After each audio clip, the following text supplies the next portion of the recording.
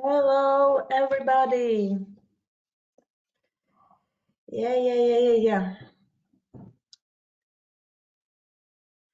Okay, dear friends, welcome to our next webinar. Before we are starting and waiting that other guys coming to us, can you please write at the chat, do you see me well and do you see my screen as well? Just put plus or something. Everything is okay. I just want to be sure.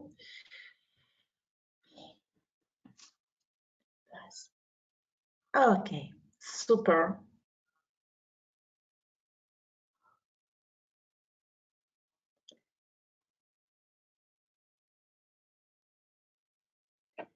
Merci beaucoup. Thank you so much. Yeah, now I'm sure that everything is okay. And we can start. So, welcome again to our next webinar, Management of Boar Sperm Doses from Lab to the End Customers. Why we get this idea to do these webinars? Because of saving high sperm quality, it's really necessary to reach maximum production indicators at the farm, and this is a fact. What we do, we introduce the high standards at the lab and Borstat. We buy really expensive equipment. We using just only high quality of consumables at the lab. But poor logistic or bad management of sperm doses on the farm can have negative effect for all quality of sperm doses that were produced in the lab. So today we want to talk with you about how to build process right so that high quality of sperm doses is saved on your farm as well. But at the beginning, let me introduce myself a little. My name is Tatiana Pash. I am a vet and I am an expert in swine reproduction. I have been working in IMV technology for 5 years as a technical sales support. Sharing my experience and my knowledges with our customers, with our partners, is really my big passion, and I'm so glad that I have such opportunity today to share my experience with you. There have been also many requests from you that you want to hear speakers who are directly related to production, who are production person. So your request, our actions, and let me introduce Hilda Beinart.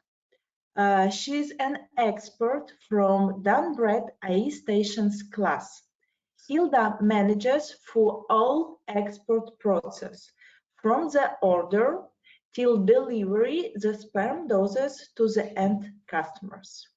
So, Hild, welcome to the webinars. I think now you could introduce yourself a little and start our webinars.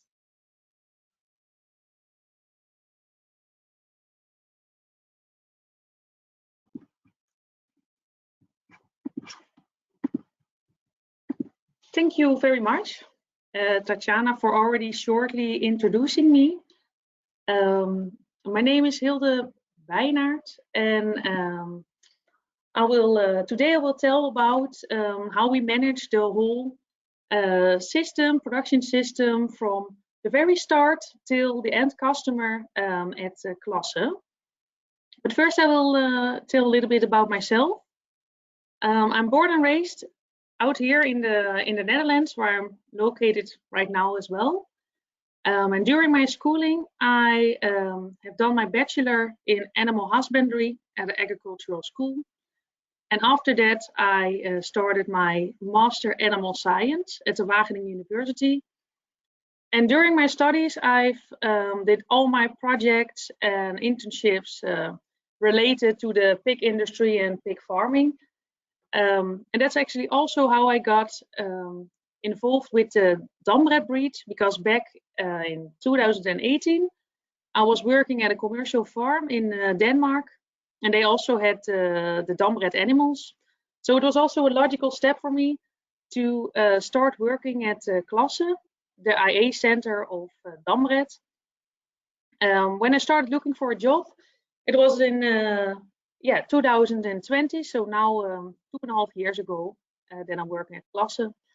You can see my contact information also on the slides. I'm also visible at LinkedIn, so if you afterwards have any questions, feel free to connect with me and ask your questions right there. Yes, like I already told you, semen doses from laboratory to the end customer. The focus will be on the laboratory, but I will also tell a little bit about how we manage the semen collection in the stable, because that's actually where it all starting. So let's go from there.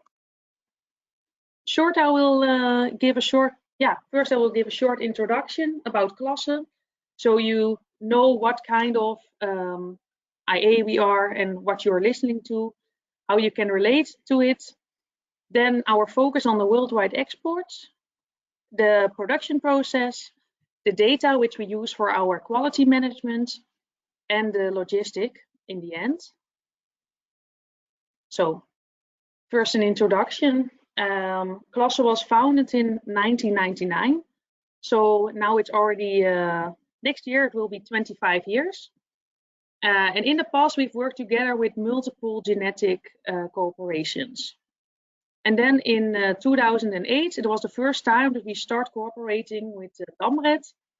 And from that moment, we really saw that the breeding program that Damred was having for their animals really showed off also at the farmers. So the points that they put on the horizon in the future, they really did go to that very in a steep line. So that's also what we saw in the stables, and it was also for that reason that we joined Damred in 2018. So from 2018 on, we are focused on the 3 breeds: the Damred Landrace, Damred Yorkshire, and Damred Duroc. We do have 5 stables in which we house our boars. We have 2 in Germany, as you can see at the red dots on the map. 2 in Germany, 2 in the Netherlands, and a small one in Belgium as well. With in total 450 boars, of which are 300 the Damred Duroc. So that's really the majority of the boars that we have. And we also do have our own keratin stable in Denmark, which can house about 50 to 60 boars at one time every 6 weeks. We put some new boars in keratin and we bring them by truck to the Netherlands or to Germany. That also makes that if we introduce new boars every 6 weeks, that we have a high replacement rate of our boars. It's 200% for the Damred Landrace and Damred Yorkshire, and 120% for the Damred Duroc. So Landrace and Yorkshire around every half year. They're only in our stables for a half year, and a Duroc a little bit shorter than 1 year.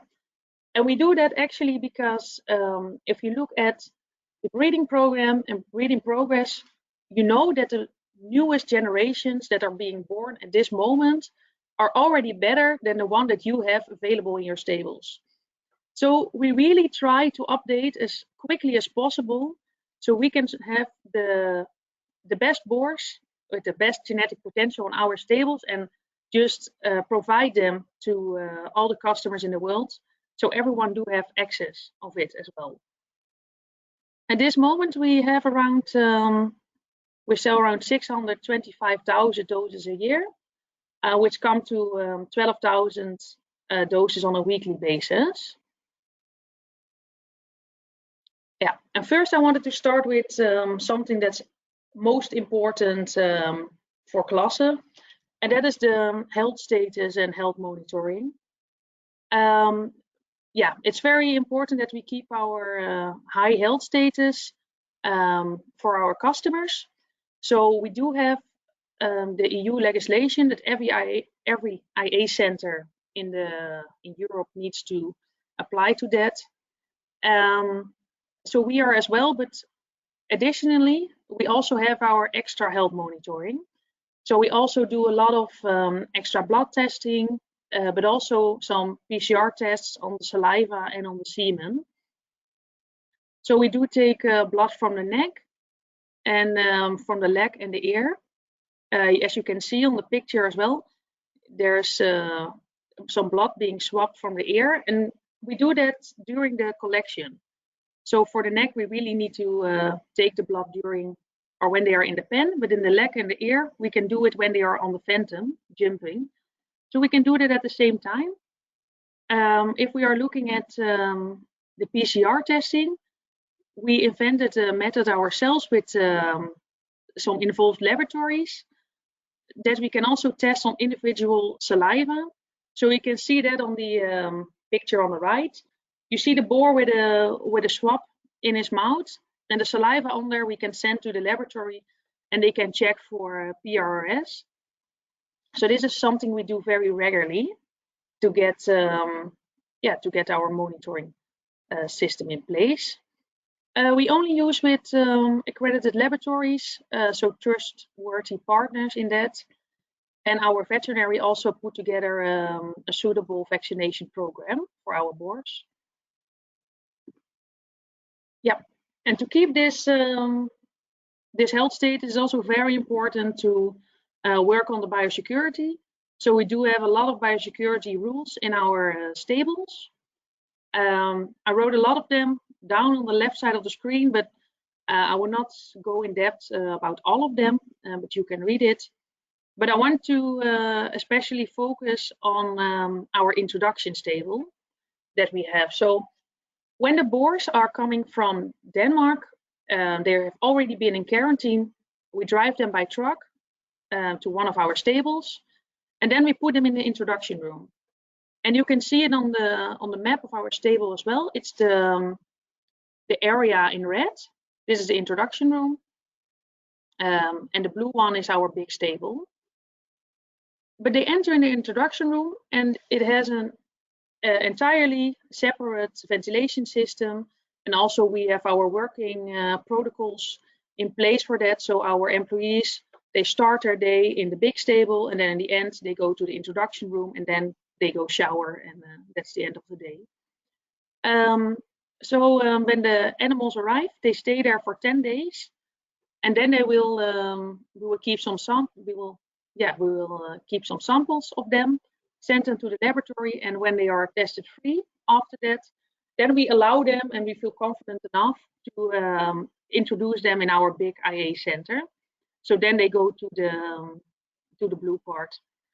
Also, the ventilation system is completely separate, and you also, when we look at our ventilation system that we have in our big stable, it's also it only have 2 entrances, and it's all pressed through filters before it enters.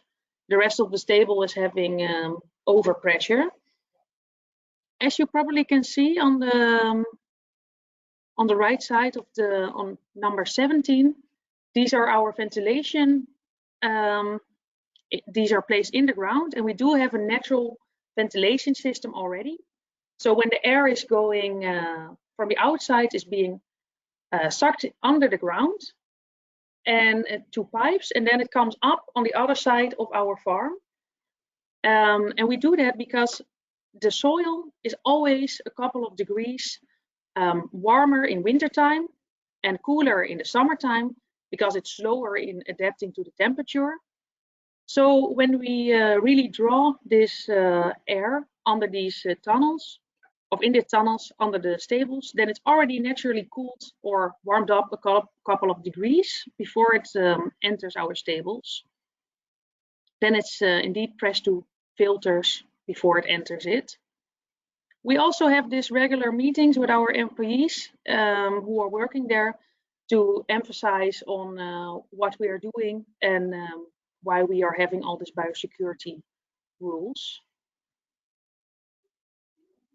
And with all this in place, we are actually able to export all around the world. So not only sales in the Netherlands, but also aside from that.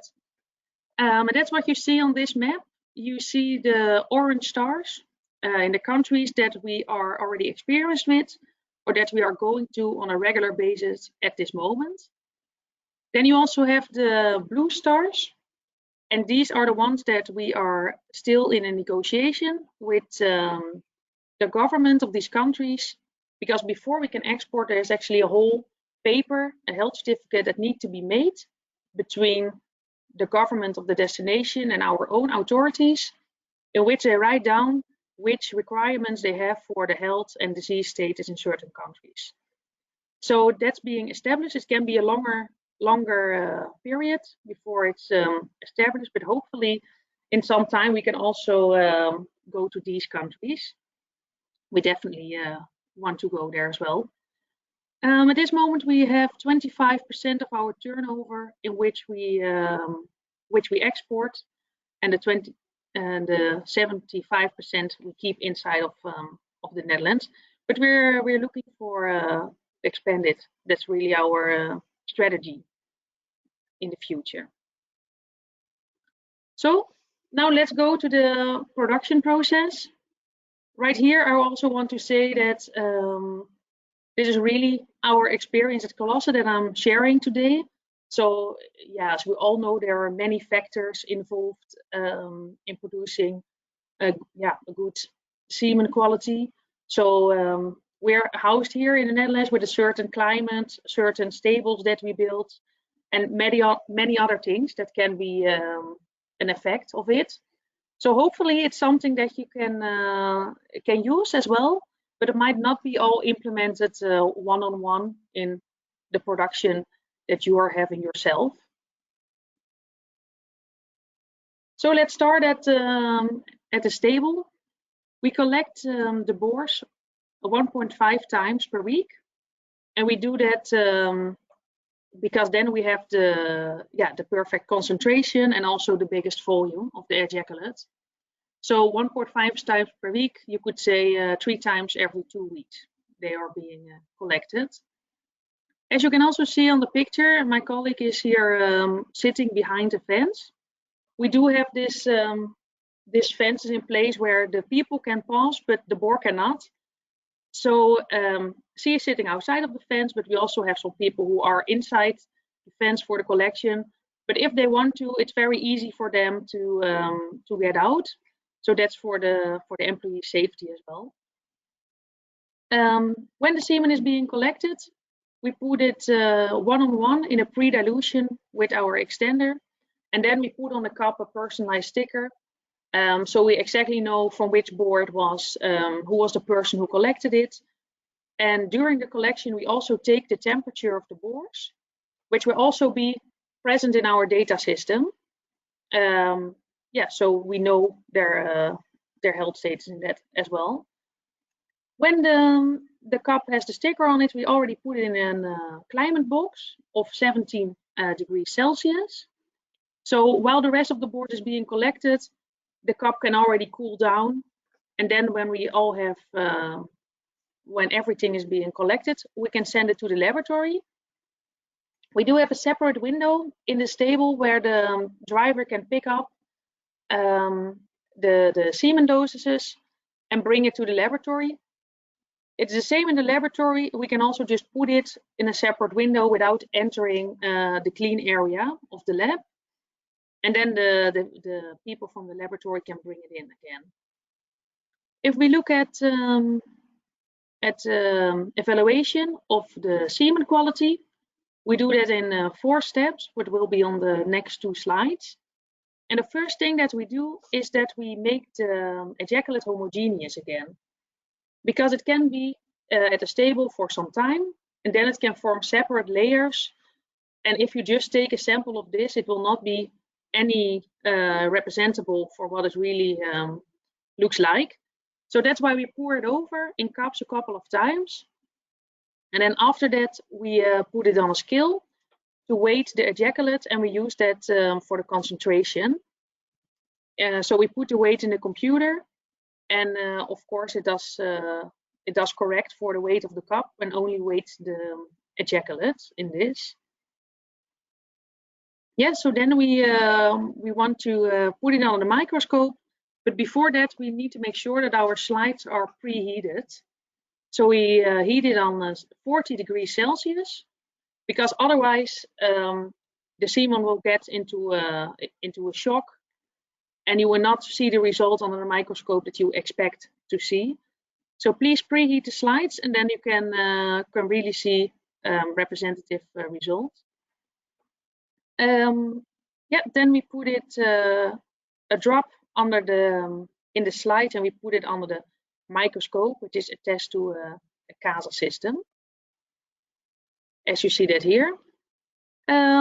This is what it can look like, and we do have two important parameters with the CASA system, and that is the motility and also the morphology. So we are not only interested in if it's moving, that's also of course very important, but we are also interested in if there are normal cells. So if they reach the end point, if they are also able to fertilize in the end. So these two parameters we have. It is we have a standard of at least 70% motility and at least 70% morphology.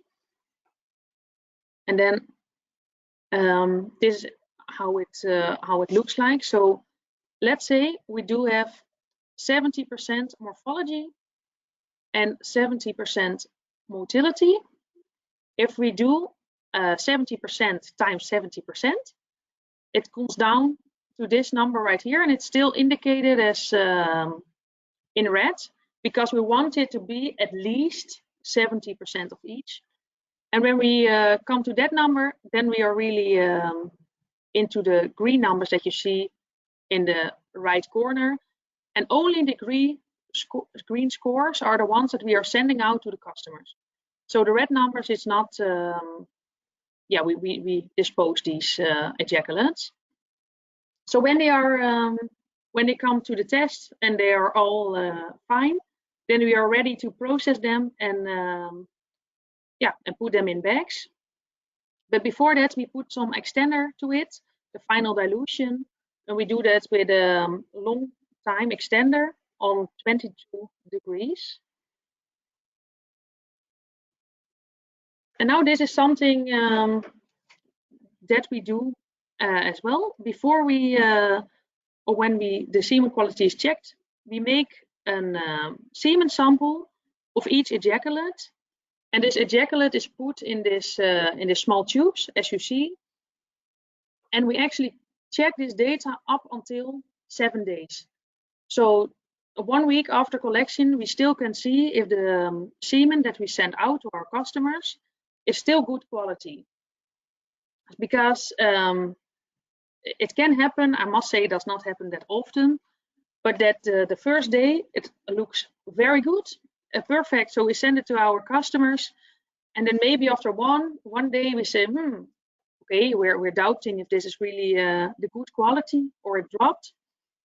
We also have the bags of each ejaculate, so we can also check if it's also the same in the processed bags.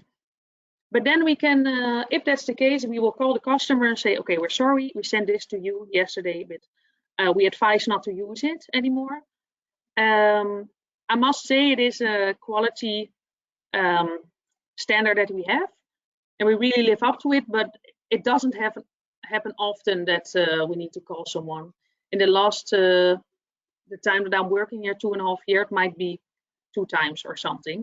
But we really, we do have that as a security for our customers, but it's also highly important for the exports that we do, because we build a whole system around it. So we invented the boar semen index, and that means that every boar has a data history of the shelf life of the semen. So we use all this data to predict how good the semen will be in terms of longevity or shelf life. This is automatically implemented in our software system. So while we are assigning the semen to the customers, we do immediately have an idea of how the shelf life would be of this specific ejaculate, and we can sign it up to the right customer. So we look for the boars and ejaculate which will stay good till 7 days to send it for our export customers, since it's most of the time a longer transport than only driving close here in the Netherlands. And you see also that in the picture on the right side, you can see the boar semen index, and this number is telling us all about what we can expect from the specific boar, and then we can hand it over to the right customer. Except from that, we also do have another way that we use big data in our production system, and this is the benchmarking, because we have data of 70,000 sows in total, and we get feedback from that on individual boar level. So when they write down their inseminations and write the name of the boar as well, then we get feedback in our software system about how this boar fertilizes and how the litter size is in the end.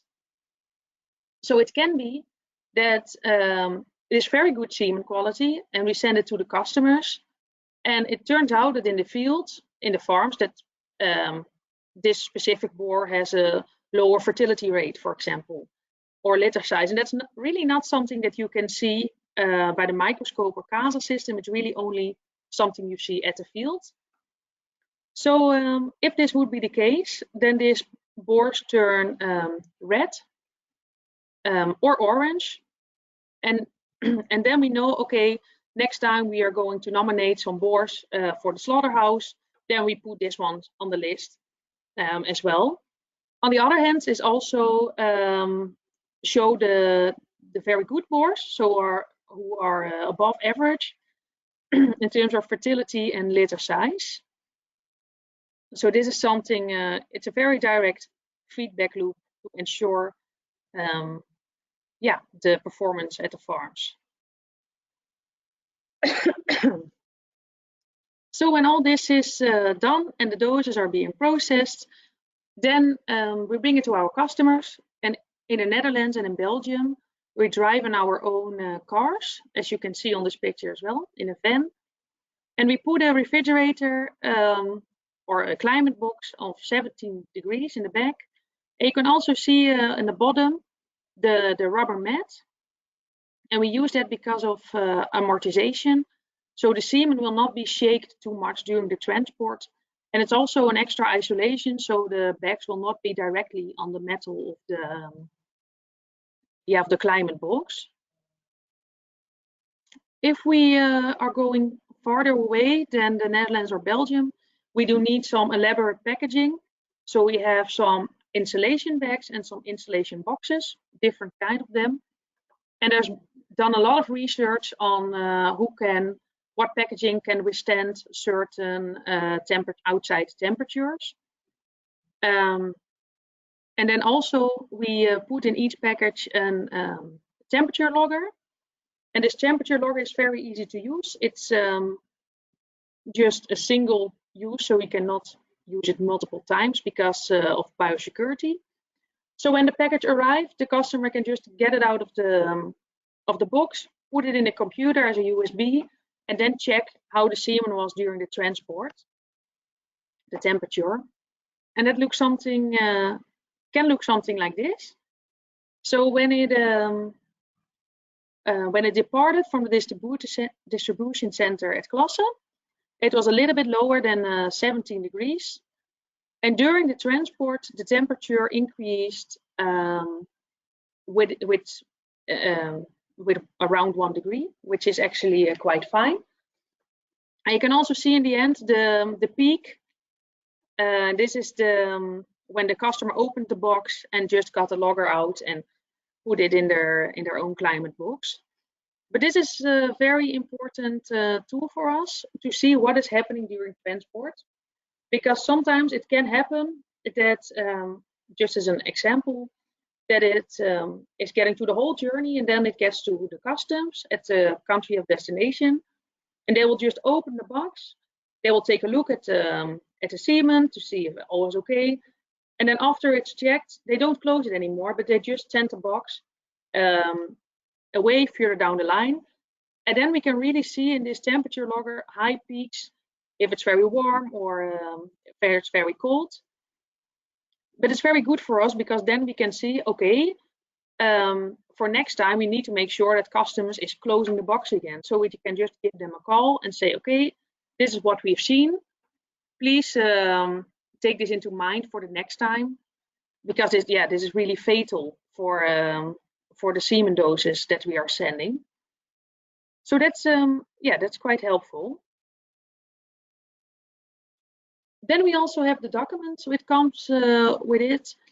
We need to be very detailed if we are making the documents, because a single typo can cause that it cannot pass the border.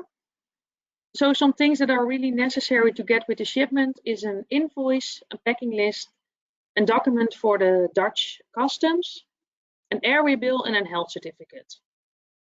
These need to be with every shipment outside of the EU. So I've already told a lot now about the whole process and how we manage things. So I want to put it all together in one overview, and then I will also put a time frame on it. So in the first pictures, you can see the people at the stable and the boards being collected. This can be done at 5 o'clock in the morning. And then when the first ejaculates are collected, it comes into the laboratory around 6. They will check if the quality is okay, and if it is, they will produce the bags out of it, as you can see on the the pink bag. When that is all done, it comes to the distribution center, and 4 times a week we do have our authorities here, which will check if the requirements are all okay, and if they are, they will put a signature on it and a stamp, and we are able to export with this document. Then we will put it in the right packaging, as I told you before. We put it in one of our trucks, and then we drive to the airport. And we are in a very good location to be in here, because we are around 1.5 hour drive from Amsterdam airport, 1.5 hour drive from Brussels airport, and maybe 3 hours from Frankfurt. So we are everywhere quite fast, and all these big airports do have direct connection to many places in the world. So if we drive away with the package at 8 in the morning, then it can be at the airport at 9:30. We hand it to our agent, who will put it on the plane. And then at the end of the afternoon or early evening, the plane can already be departed, going to the country of destination. And then the next morning, it will already arrive. So if you look from the start point till the country of destination, all can be done within 24 hours. And that's also why fresh semen will work in this way. So then it arrived at the customer. This is a picture that we have of one of our customers in Thailand. And then you have some results of commercial farms. This is based on 50 commercial farms in the Netherlands from the 1st of January up until this point. You can see the results in the table. And also for the breeding farms. These are breeding farms outside of Europe. We got the reproduction result, as you can see.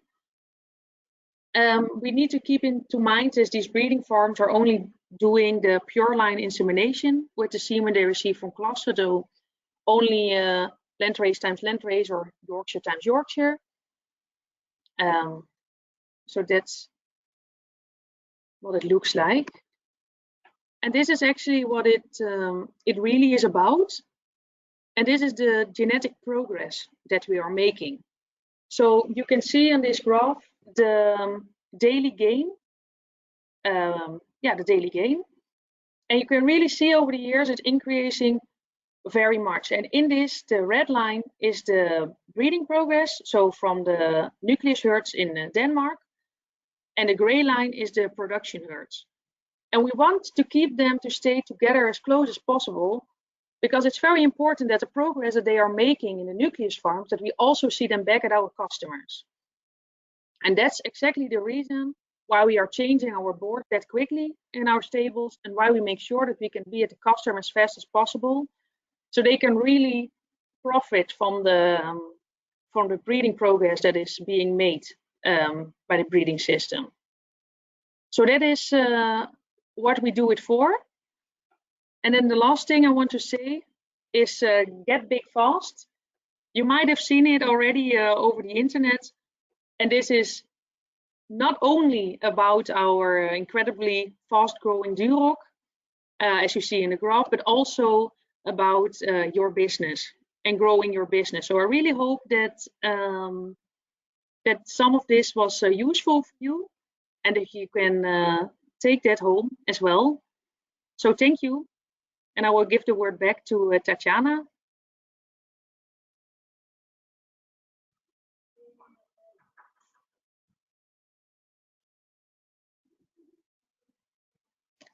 Thank you, Hilda. Yeah, guys, I forgot to tell you that, sorry, but we can see you and can't hear you. I hope one day we'll do the big seminars where we could see each other offline.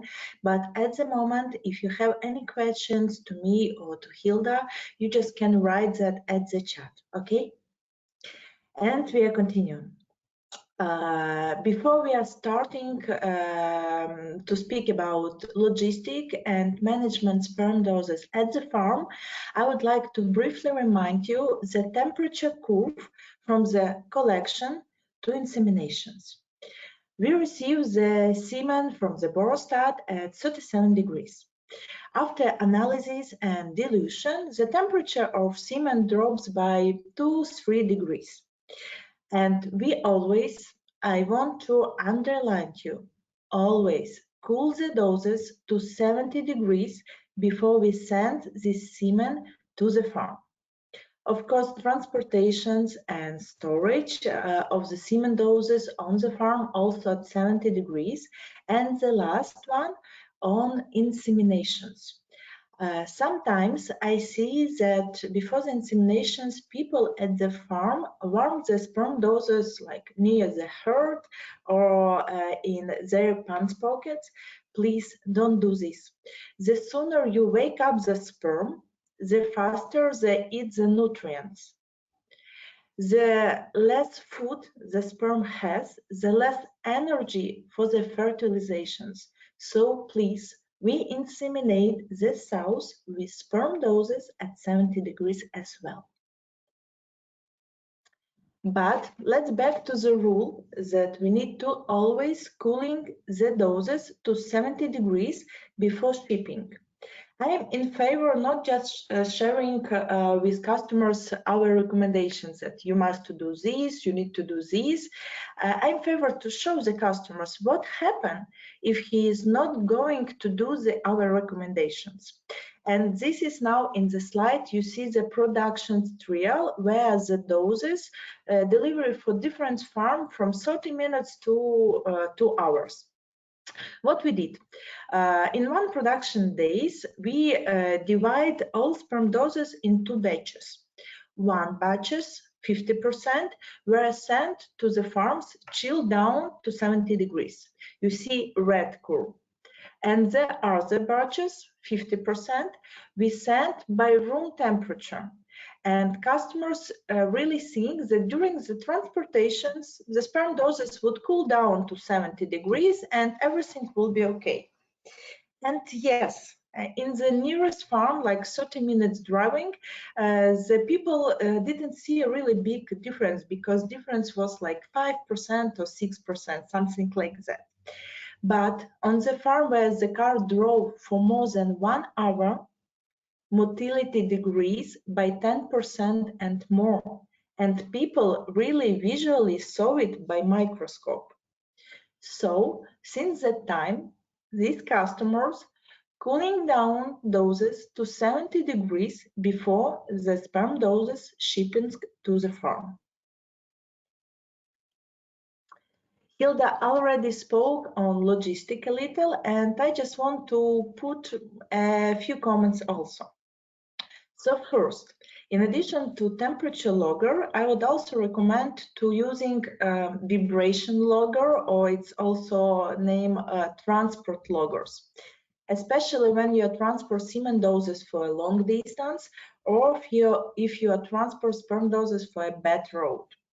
This will help to calculate the level of vibrations, because transport stress also affects for sperm doses. They decrease the viability and motility.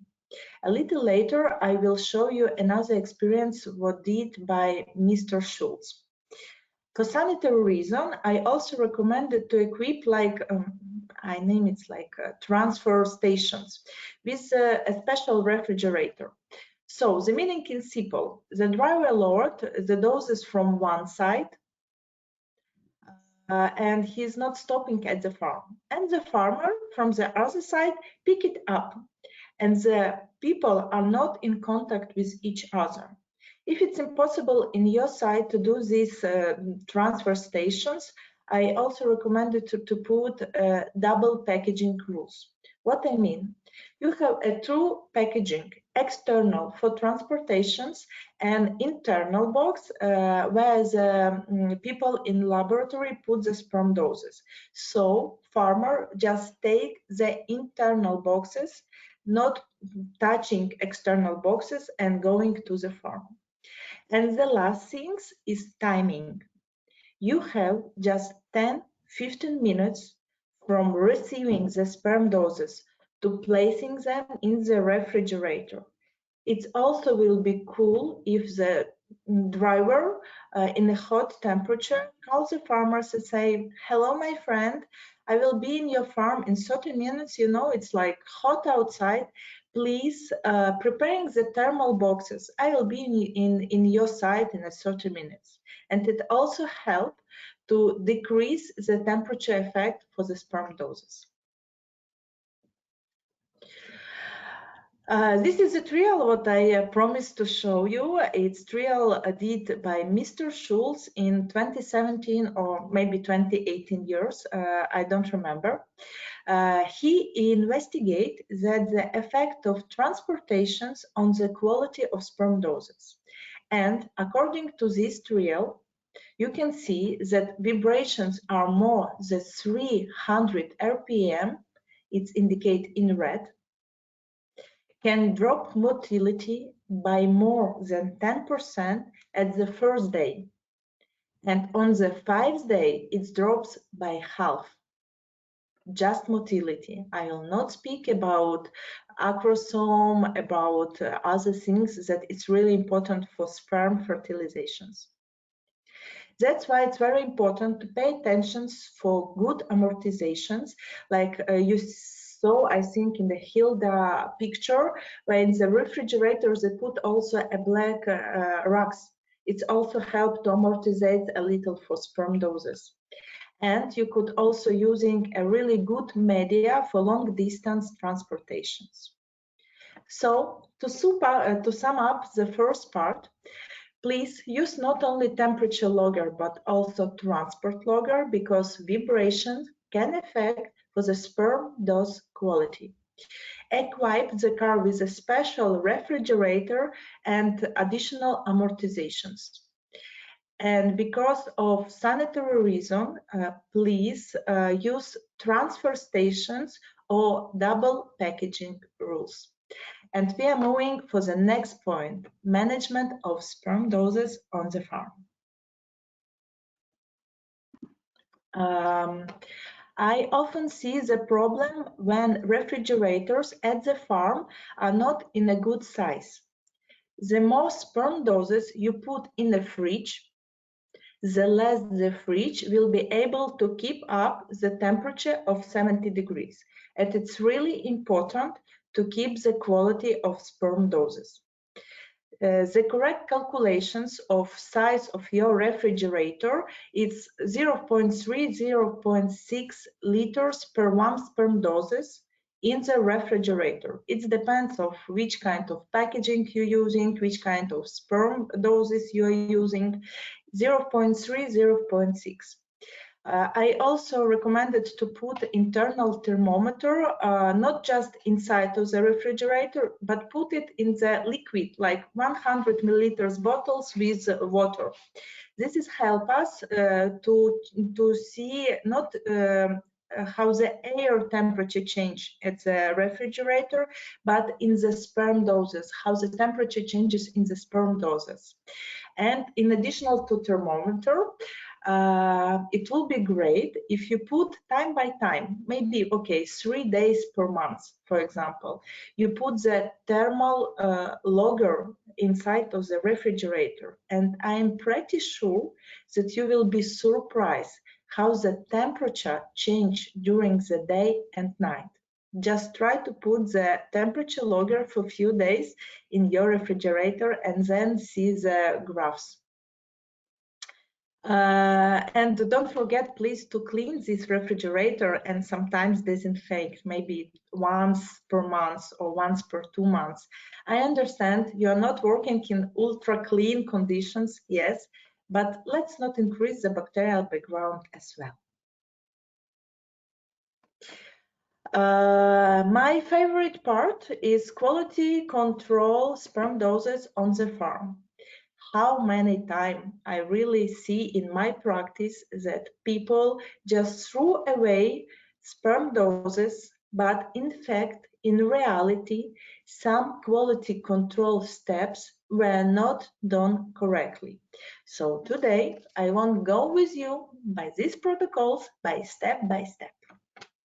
So first, the sample before control need to well warmed up to 37–38 degrees. The cold salmon won't move well. We need just wake it up. So therefore, you need 10–15 minutes warmed samples by 37–38 degrees. And the same goes with glasses. Just 3 rules. The glasses must be clean, must be disposable, and must be well warmed to 37 degrees. Otherwise, we could see a temperature shock because you put warm semen to the cold glasses and it's not working well. As well, if a glass is dirty or you use it several times, then we could see the agglutinations. The sperm will stick on the dirt, or they could react negatively for the soap that you wash these glasses. So please, glass must be disposable, clean, and warm up to 37 degrees. These really 3 important rules. Then please place and small drops on the slide and cover them by cover glasses. Because it helps to avoid the drift effect. You know, when you check the motility by microscope and you don't understand, this is sperm moving or is just drop flowing. So to avoid this, just put a small drops, cover them with the cover glasses, and you will see that doing analysis will be more easier. You will see how the sperm is moving. Check 4–5 fields, not just 1. It's impossible to check the motility just for a few seconds. Try to move the slides and check a different fields. If you're not sure that sperm is okay, warm up the samples another 5 minutes and check again.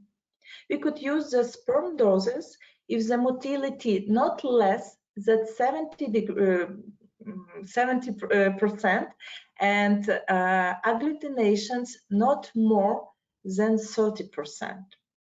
After we did the quality control at the farm, please discard slides and samples after analysis.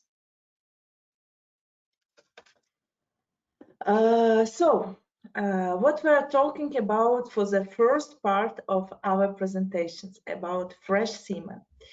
To better preserve the quality of sperm doses at the farm, please choose the correct side of the refrigerator and doing the control temperature fluctuations inside in the refrigerator using thermometer and using thermal logger. And the right quality control protocol will help you to avoid a lot of rejected sperm doses at the farm and save you money, I am sure. And we are going to the second part of presentations. We are going to speak about frozen semen a little. And Hilda, I think it's your time.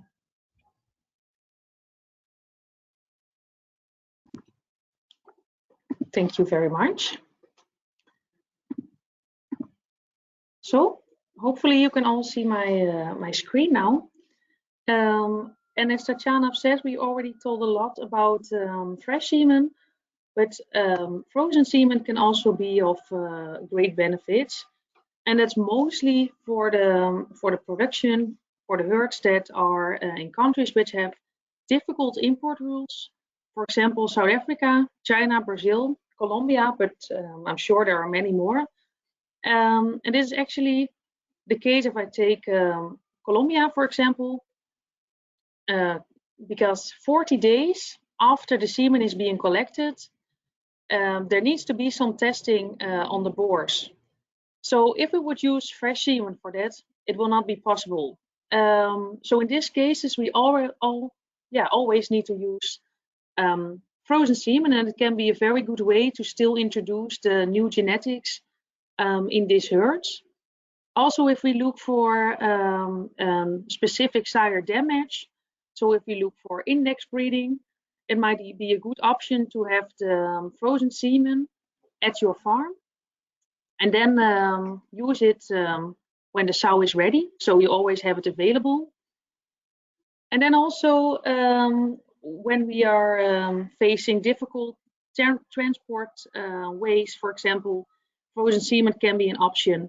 And then you can also just import a large batch of frozen semen to save on transport costs as well, when this is, this can also be a reason. So that's also exactly the reasons that we are freezing semen at Klasse and sending to the customers. Personally, we are using 0.25 milliliters per straw. And these are the small straws, you could say, because they freeze very stable or even. So the outside of the straw is also freezing together with the inside of the straw. And that's very good for the semen quality. It would not get damaged so much.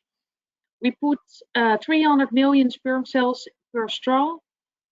And afterwards, when it's all frozen, we also check again if the semen quality is good after freezing. Of course, we checked it when it's fresh, but each ejaculate we also check when it's frozen, because there is such a thing as freezability, is what they call it. And a certain boar can be very good quality, but all the time can be bad when you freeze it. And because we are using a lot of variation, so if we freeze, we use multiple different boars. We never know if we have such a boar in there, which they call unfreezable. So afterwards, we check the semen qualities to still see if it's still okay to send out. And if so, we send it to the customer.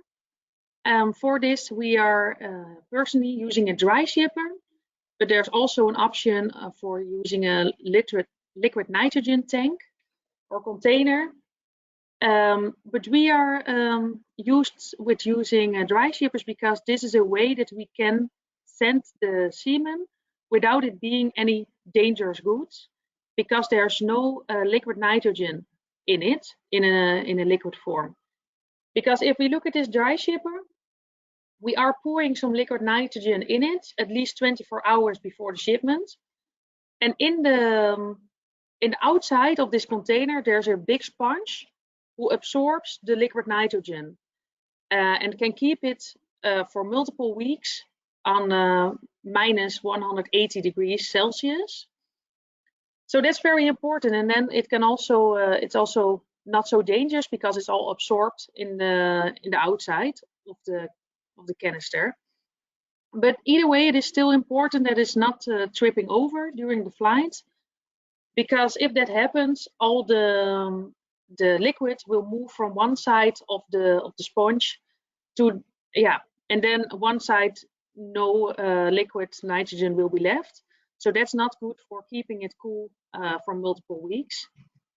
Then when it arrives at the farm, there is also a thawing protocol, so for defrosting the straws, and you need to make sure that that's done very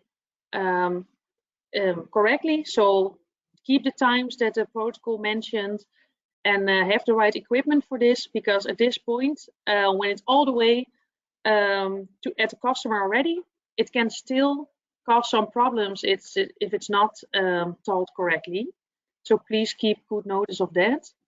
And on that word, I also want to give the word to Tatjana, because she will actually guide you to this protocol and how to handle the frozen semen when it arrives at the farm.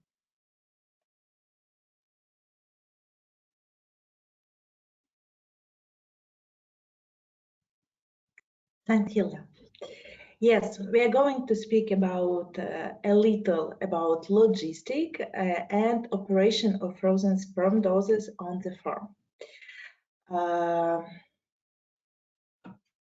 For me, logistic of frozen semen is probably a little easier than a fresh semen, because vibrations and temperature changes not to have such effect and for the fresh semen. So the main things here is just secure the containers well, isolate them from each other, and be sure that the tank are not hermetically closed. Otherwise, there may be an explosion because of nitrogen vapor pressure. Nitrogen vapor need to have some way to go outside. Regarding the room where you keep the tank with nitrogen, need to have a well ventilated and have an oximeter just to measure the oxygen level. Also, from time to time, it's necessary to check the nitrogen level. It depends of your volume of tank. It could be once per 2 months, it could be once per 6 months. And if you see that the volume of nitrogen not enough, you need to replenish it. If you saw the ice outside of the tank of container, it's most like these tanks damaged, and you need to replace it. And the last, please don't forget also to disinfect this tank once or twice per year. It depends how long you are using this tank in your farms. And we are coming to the last part of these presentations, operations with frozen sperm doses at the farm. For the frozen of semen, you need simple equipment. First, you need to have a water bath or special thermal mug. I think the wine customers always use it. You need to have straw cutter, or I'm using just scissors, different disposable towels, sewing media. It need be really good, secure media. Bottle 100 milliliters, and for inseminations you need to use your consumables that you are using in your daily work. And regarding the protocol of sewing the straws, we need to have a list of sows and gills that we want to inseminate today, and we need to make sure that they are in a heat. Before we start the sewing straws, we need to prepare the sewing media. As I told before, it needs to be high secure media. For example, in IMV, it's NutriXL Ultra. We preparing the media like always and warm it to 34-35 degrees. We take out quickly the straws from the tank, and depending on the protocols, you need to using from 7 to 14 straws. For example, for the bread protocol, if I know well, it's average 8 mini straws. And you put it to the water bath in 37 degrees exactly for 30 seconds. Not more and not less, 30 seconds. Then we take out the straws and dry them with a paper towels easily. Next step, we shake the straws and cut off the upper end.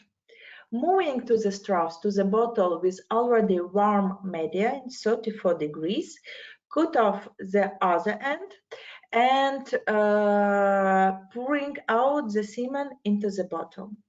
Then we gently homogenize the semen doses and do the quality control with a microscope. We check just motility, and please use the same rules that I told you earlier with the fresh semen. Slides, disposable, warm and clean, check 4-5 fields, etc. But for the frozen semen, we could use these sperm doses if the motility not less than 50-55%. The protocol is different. Yes, threshold is different. With fresh semen, it's 70%. With the frozen semen, it's not less than 50-55%. And there are the things that we just have 1 hour to inseminate sows and gills. Not more. You couldn't keep these doses for the whole day. So we are preparing and going to inseminate sows and gills that we already checked that they're in the heat. So our webinars is going to finish. We thank you for your participations. I really hope that each of you found something useful today. Please write a few words just at the chat. How do you like these webinars? Did you find something useful? Do you like these topics that we choose with Hilda? We will be happy to read it after the webinars with Hilda as well. So now we just have 1 hour. Hilda, what do you think? We can answer for a few questions, or we will answer by mail after? Yeah, I think it would be fine to answer by email. Just we received all questions, so in the next week we can definitely come back to you and answer it all in depth. Yeah, I think yes. So thank you so much again. Please write your all questions at the chat, and we are promised that we will answer for all of them by mail directly to you during the next week. Thank you again and goodbye. See you next time. Thank you.